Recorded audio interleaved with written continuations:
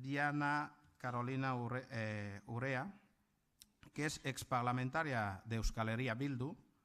natural de Colombia. Con 10 años vino con su familia, madre, padre y hermana, a vivir al País Vasco. Estudió diplomatura de turismo en la Universidad de Deusto y posteriormente se ha especializado en comercio internacional. Actualmente cursa el máster de Igualdad de Hombres y Mujeres en la Universidad del País Vasco y se describe a sí misma como militante feminista e internacionalista.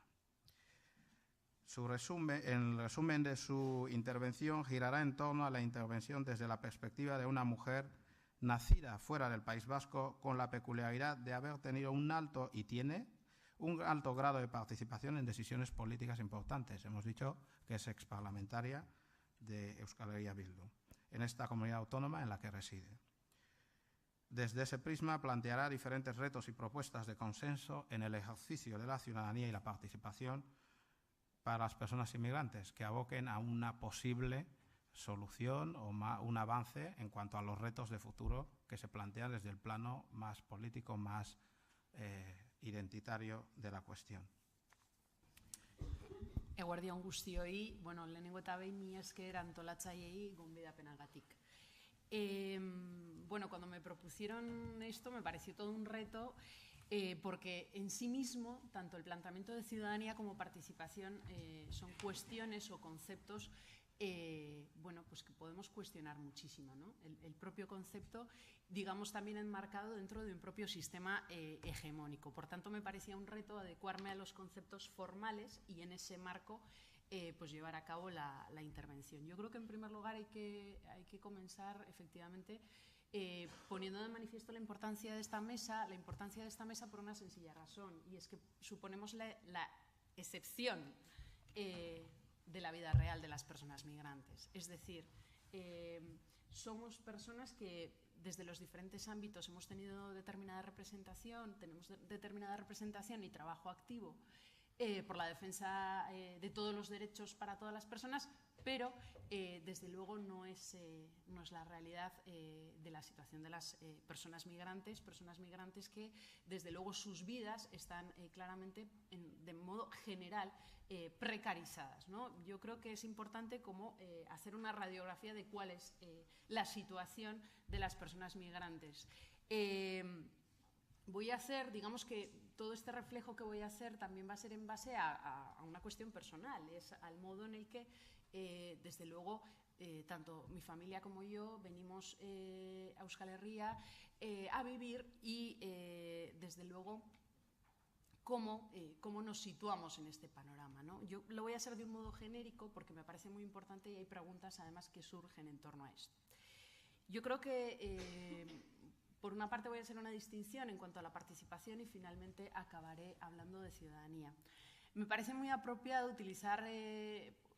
pues una referencia al término participación, porque me parece que se ha utilizado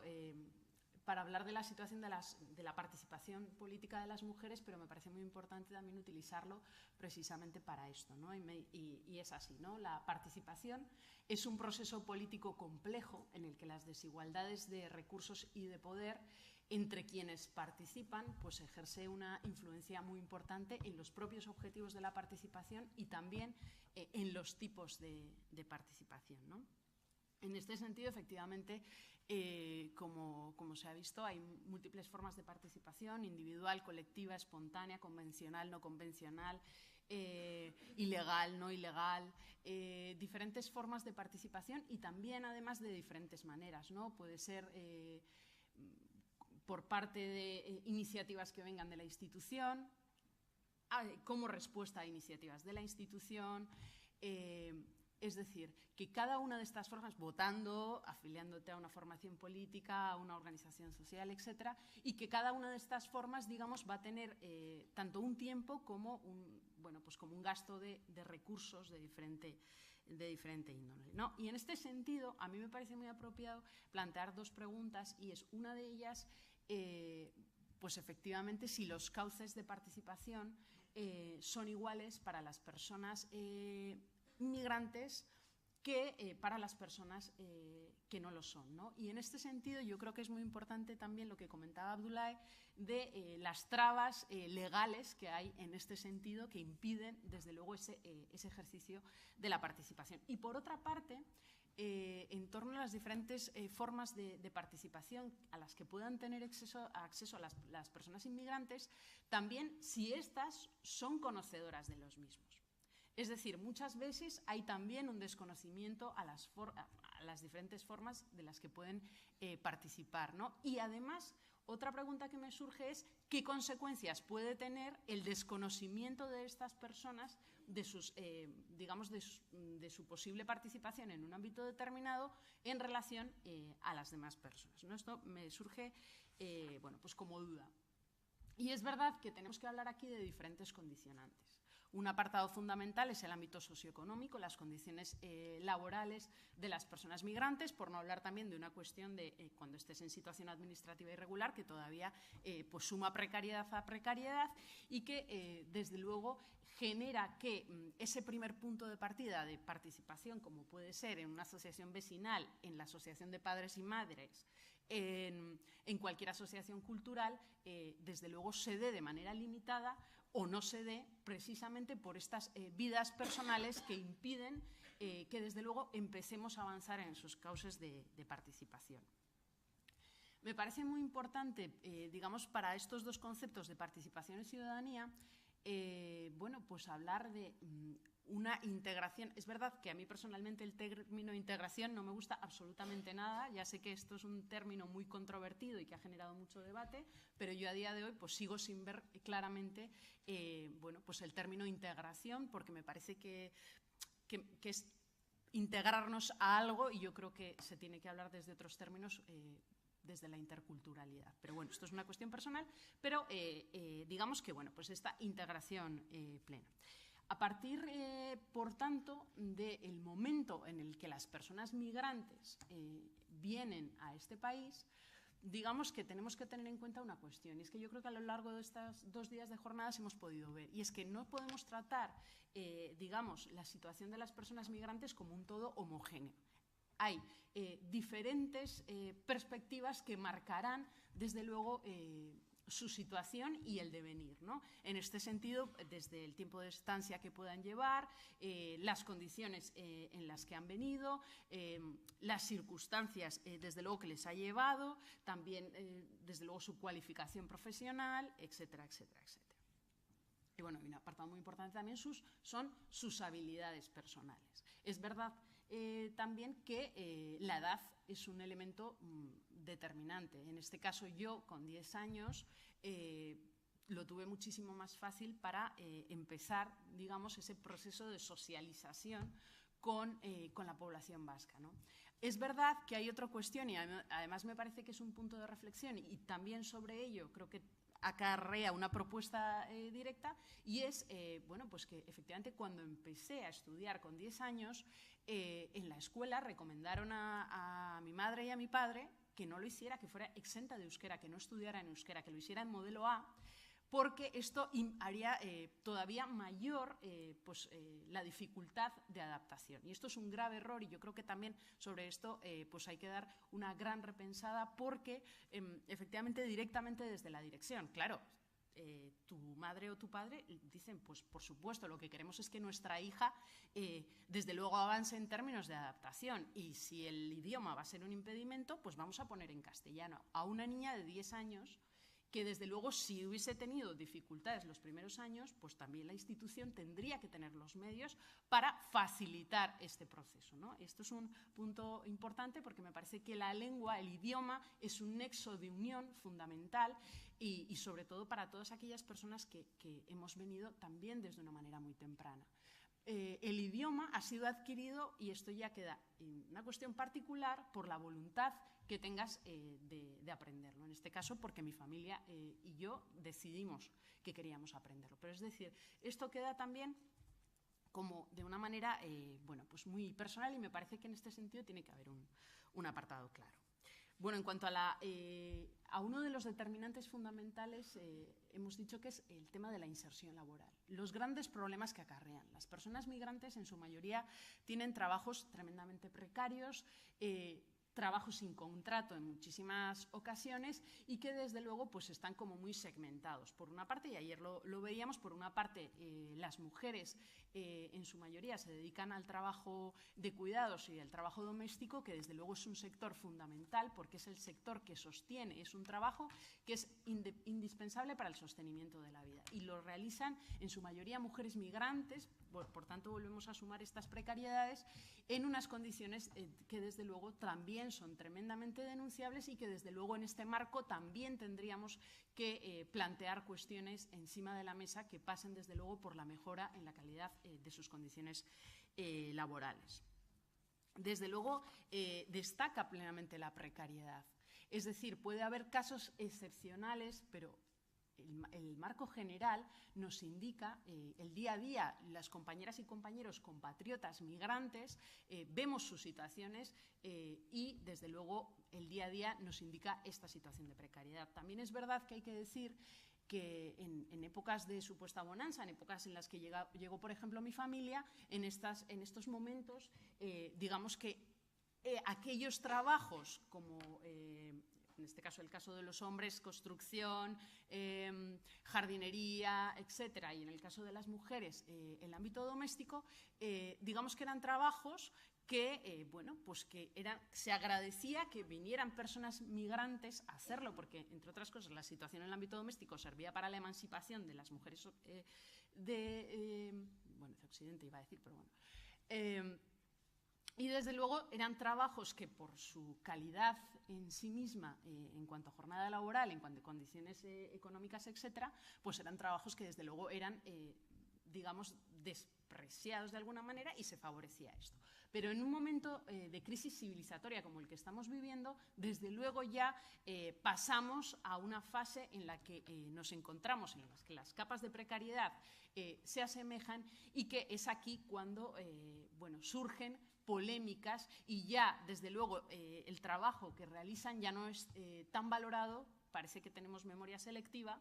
y que, desde luego, empiezan, y esto puede ser un caldo de cultivo, y lo hemos intentado ver también, lo hemos visto en ciudades como Gasteiz, en el marco de la precariedad con las ayudas sociales, cómo se aprovechan estos discursos populistas en el que es fundamental una articulación política, y así lo hicimos en este caso en el Parlamento Vasco, una articulación política clara contra las políticas racistas del Partido Popular. Los demás grupos de manera articulada para hacer una defensa conjunta. Efectivamente también lo más importante de todo esto es que surgió de la propia ciudadanía esa respuesta, pero me parece que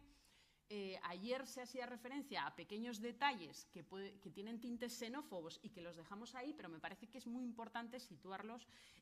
como en un punto clave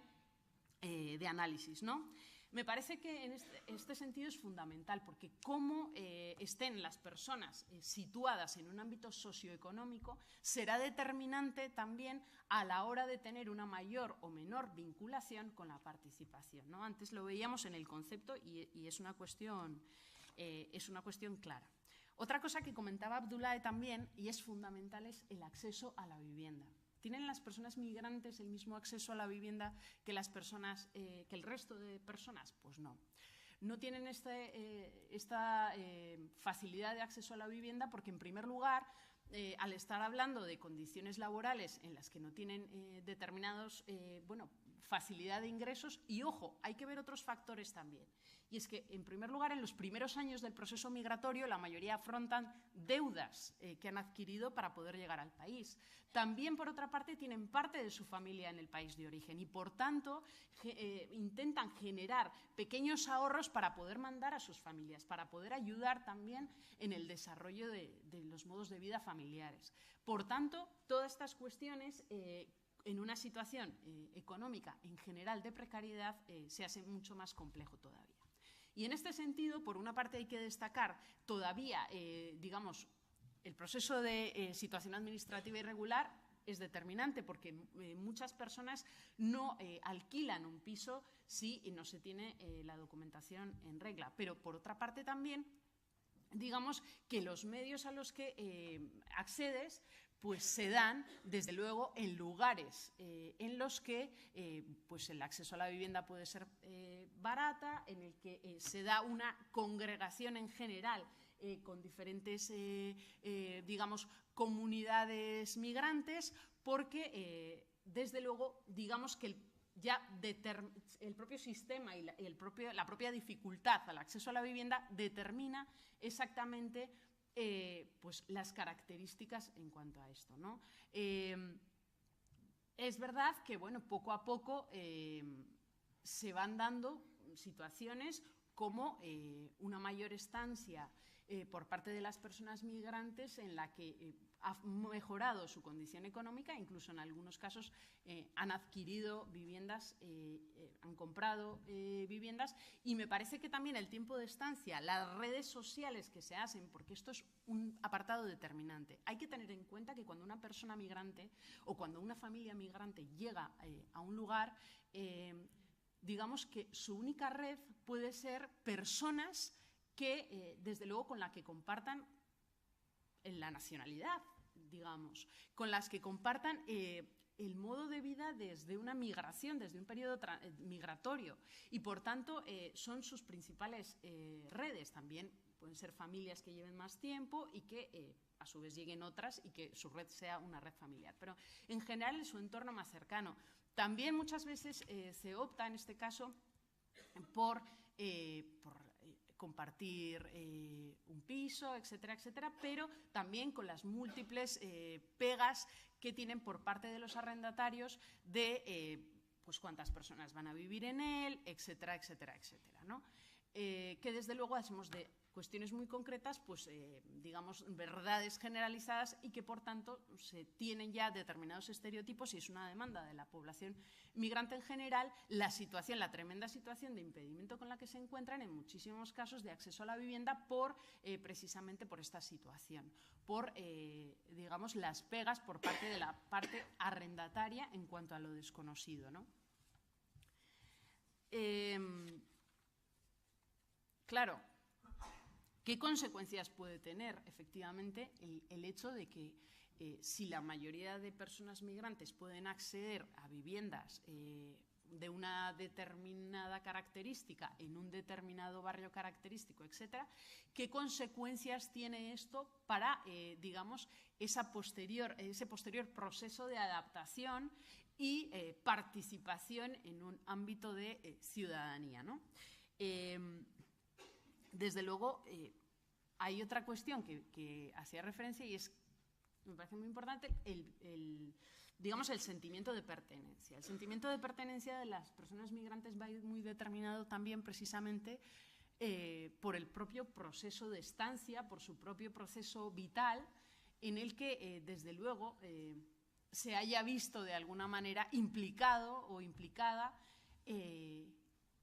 en los ámbitos de su vida cotidiana, en el barrio, en las redes que tenga, en las relaciones personales. Todo este sentimiento de pertenencia se irá formando a medida que, desde luego, la facilidad de acceso en condiciones de igualdad se va dando, ¿no? Un elemento fundamental que se ha comentado también a lo largo de las jornadas es la situación de las y los jóvenes, la situación de la juventud y la situación de la infancia. Es fundamental, es un elemento determinante. Estamos hablando, en primer lugar, de personas jóvenes que, si ya de por sí, y además estamos muchas personas jóvenes aquí,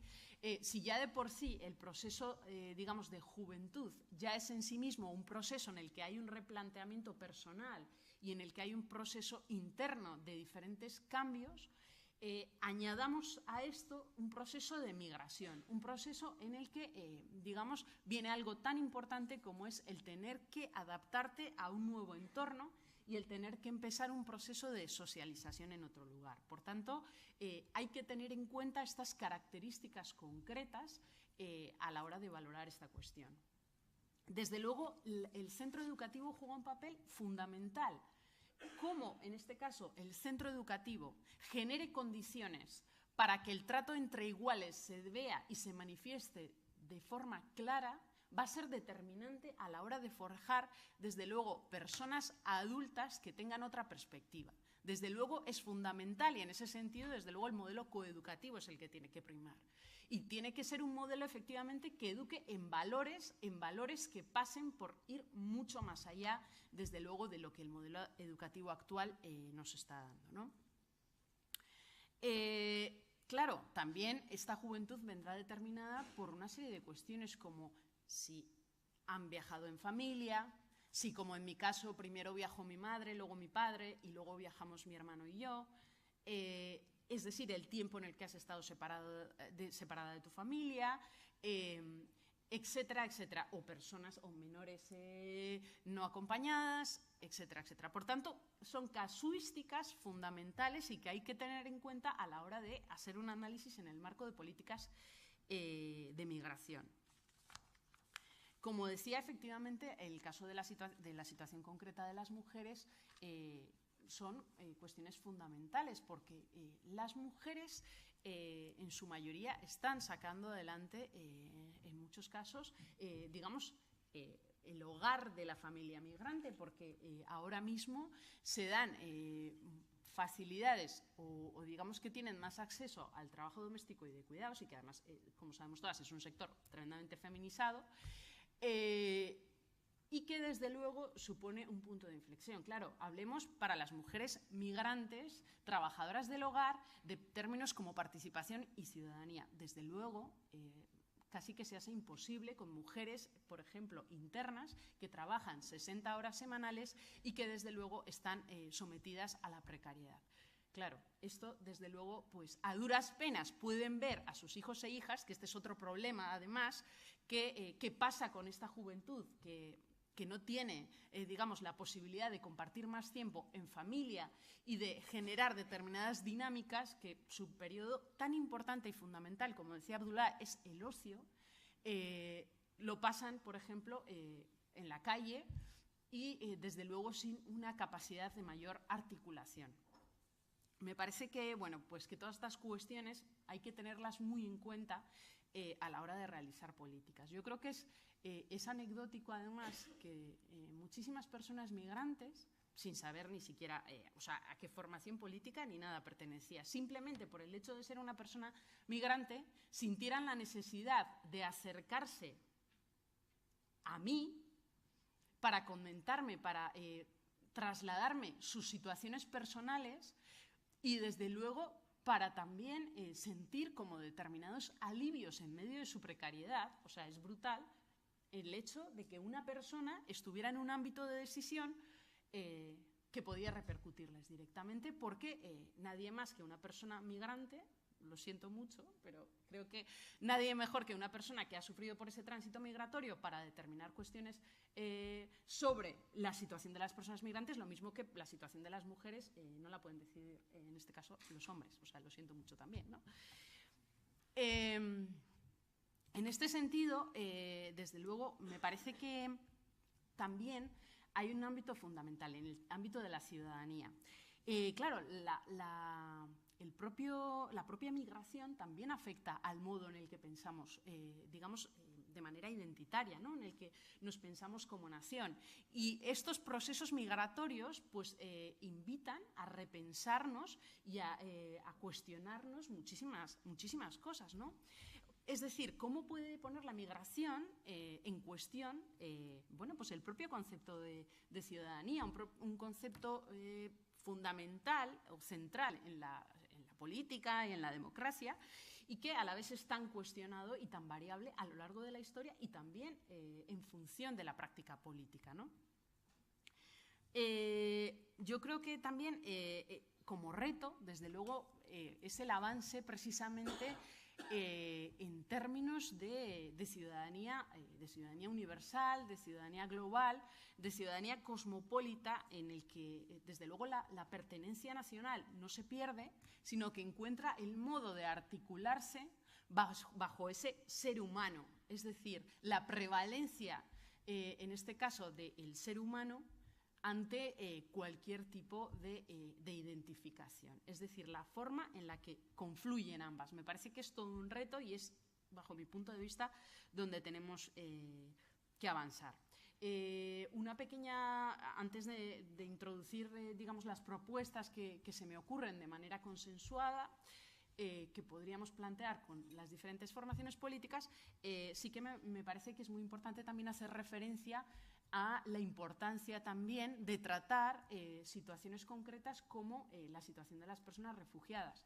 Y situación de las personas refugiadas que no solo nos referimos en general a las que se nos viene a la cabeza, sino que entre nosotras y nosotros hay muchas personas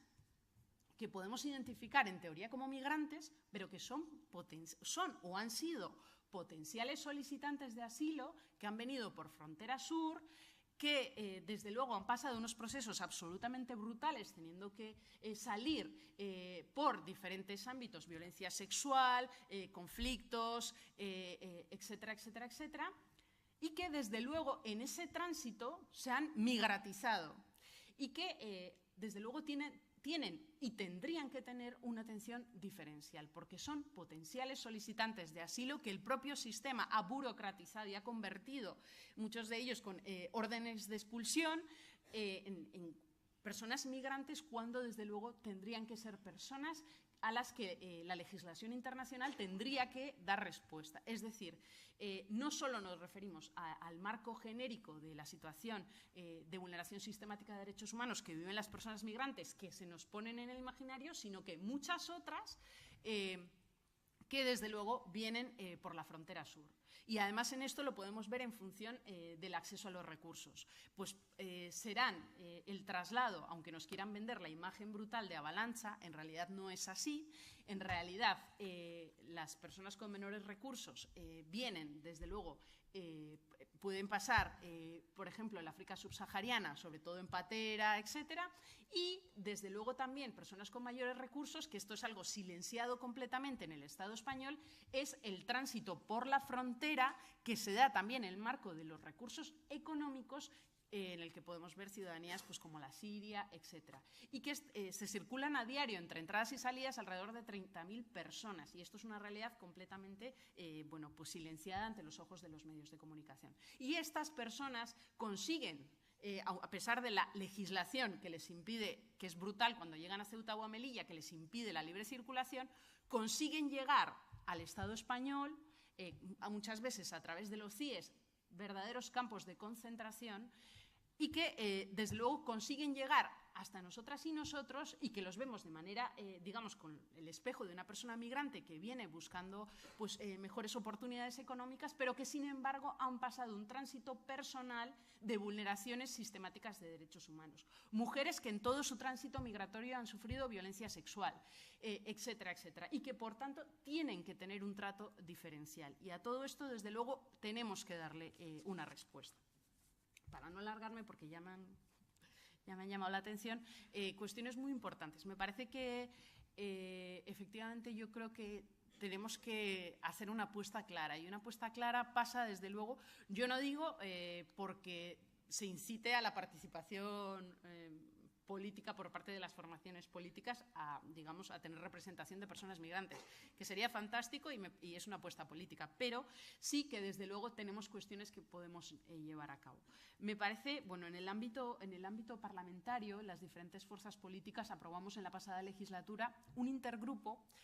en defensa de los derechos de las personas migrantes y refugiadas, que, desde luego, con la pretensión de estudiar, en primer lugar, las diferentes causas por las que las personas migrantes y refugiadas pasan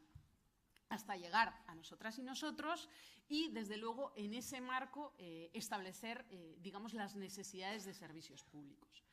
que, desde luego, tiene que tener, digamos, una unión directa con la legislación, porque tenemos legislación, por ejemplo, como la cuestión de la renta de garantía de ingresos, que a día de hoy sigue teniendo el impedimento de los 3 años de empadronamiento para acceder a ella. Tenemos un problema encima de la mesa, ¿no? Desde luego, nos parece fundamental una articulación conjunta para el diseño de políticas de asilo y de protección propias que, como decía, tengan en cuenta toda esta bueno, pues heterogeneidad de las personas migrantes y refugiadas que vienen a esta comunidad. Por supuesto, sin dejar de exigir, en el caso de las personas concretas, en esta cuota de acogida, que puedan estar con nosotras y nosotros de manera contundente, con una exigencia a las diferentes instancias, ¿no? Me parece que en este sentido es muy importante hacer un acuerdo para, bueno, pues que yo lo denominaba para la diversidad y la convivencia en igualdad. Me parece que se tiene que crear un marco estable de análisis, y un marco estable de análisis que pase, me parece que con un apartado fundamental, y es un trabajo importante desde lo local, porque efectivamente yo comparto con que desde el ámbito local, desde la mayor cercanía, me parece que se dan procesos mucho más interesantes en el ámbito de la integración. Me parece que es muy importante llevar a cabo el desarrollo de una estrategia contra el racismo y la xenofobia. Precisamente por todas estas cuestiones que hemos comentado, me parece que tenemos que tener una actitud claramente activa en este marco, las diferentes formaciones políticas, y que desde luego hay que llevar a cabo una estrategia que desde luego sitúe y haga como, digamos, un muro de contención en el ámbito al menos legislativo esta cuestión. Desde luego me parece un apartado fundamental, y es, así como las leyes, cuando vas a aprobar un proyecto de ley, tienes que tener una evaluación de impacto de género, que luego en la práctica es verdad que no sirve más que para que tengamos el diagnóstico y nos quejemos, pero al menos que desde luego las propias leyes también tengan una evaluación de impacto en la interculturalidad. Me parece fundamental este ámbito, ¿no? Y desde luego, yo creo que en este sentido ayer se planteaba, y lo tenía recogido, la necesidad de crear un código deontológico en los propios medios de comunicación y una comisión. Tenemos la comisión Begira, por ejemplo, que se encarga de todo el tema de publicidad no sexista, etcétera, en Araba, Vizcaya y Guipúzcoa. Pues me parece importante que en este sentido hagamos un trabajo conjunto, las organizaciones sociales, políticas, sindicales, etcétera, etcétera, para, desde luego, generar esto, y que pase por un punto de partida, y es los medios de comunicación, la Radio Televisión Pública Vasca, como, digamos, como elemento clave y vinculante, y a partir de ahí los diferentes medios privados que se quieran adherir a la misma, ¿no? Me parece que, desde luego, un plan integral de sensibilización es fundamental. Y es fundamental porque hablamos de una cuestión, y es que cuando hacemos referencia muchas veces, y lo hemos podido ver con la situación de las personas refugiadas, bueno, pues del altruismo, de la visceralidad que sale de todo esto, de, bueno, pues en mi casa hay una habitación, pueden venir, etcétera, etcétera. Tenemos que tener en cuenta que no se trata solo de infraestructuras, que efectivamente las refugiadas y refugiados van a venir para quedarse, afrontando situaciones de vulneraciones de derechos humanos, que por tanto van a tener un trato, la necesidad de un trato específico, y que desde luego también la necesidad y la obligación de tener espacios en el que puedan desarrollar su vida normal. Es decir, nos puede parecer muy bien que venga un senegalés a vivir a nuestro barrio, pero que en nuestro barrio no se haga una mezquita, porque desde luego no lo permitimos. Y por tanto tenemos que dar una repensada también a qué entendemos por sensibilización en esos valores positivos. Y me parece que aquí tenemos que hacer una incidencia mucho mayor de la que estamos haciendo. Me parece que, por ejemplo, como se hacen los foros anualmente de igualdad de Emakunde, en el que durante unas semanas se está haciendo una incidencia a nivel local en torno a la importancia de las políticas de igualdad, también tendríamos que, desde luego en este área, hacer una cuestión en similar. Y no, nada más, solamente quiero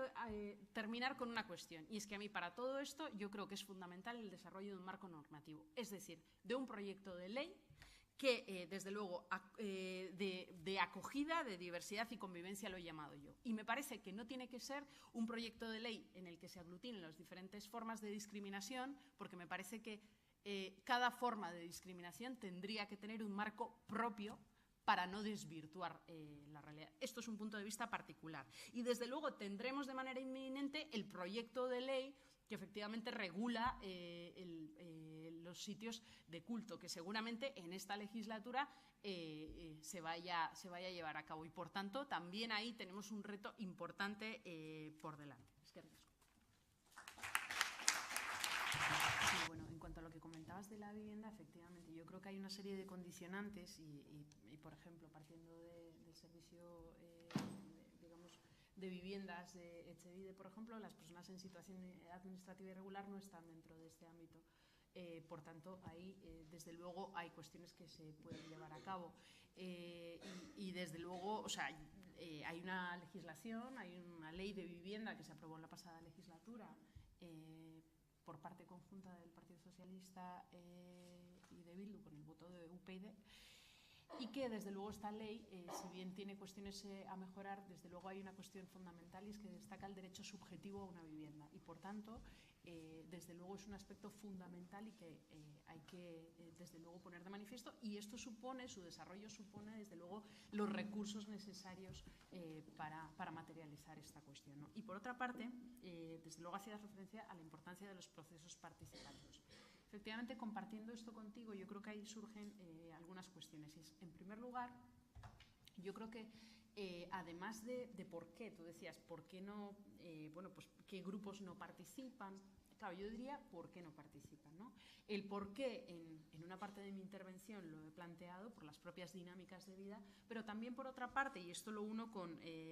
los procesos participativos en general, hasta qué punto, digamos, las decisiones o las propuestas que surgen de estos ámbitos de participación se ven reflejados luego en las políticas públicas. Es decir, es muy importante que, desde luego,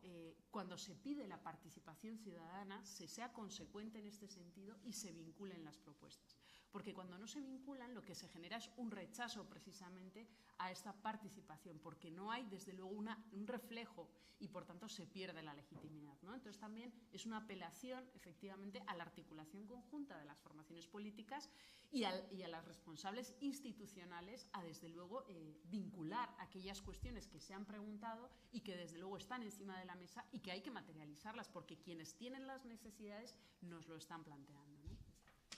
Yo, compartiendo plenamente las reflexiones que has planteado, yo creo que efectivamente uno de los grandes retos que tenemos precisamente está en una cuestión tan importante como el idioma, ¿no? El idioma como motor de transformación social.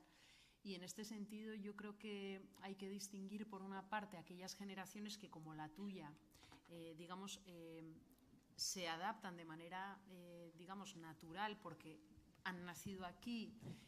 digamos que no han tenido que sufrir por un proceso de adaptación como hemos sufrido otras personas, y como he puesto efectivamente como ejemplo mi caso particular con 10 años en el que el centro educativo me prohíbe,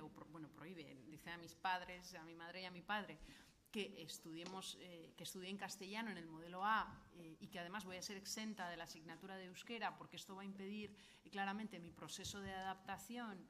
al centro educativo, pues partimos de una base claramente errónea, y en este sentido desde luego requiere cambios. Efectivamente, otro apartado muy importante es el hecho de facilitar a las personas desde luego el acceso gratuito para aprender el idioma. Es fundamental. Y desde luego tiene que haber una apuesta mucho más clara en este sentido. Por otra parte también, por ejemplo, claro, tú decías el alto precio que hay que pagar, pero por otra parte, incluso quienes tengan, digamos, en una escuela oficial de idiomas, quienes tengan el dinero para pagarse un curso de euskera, si por ejemplo están en situación administrativa irregular, no pueden acceder a él. Por tanto, hay múltiples trabas en este sentido que desde luego hay que ir superando, porque efectivamente como parte de la cultura es un motor de transformación social, ¿no?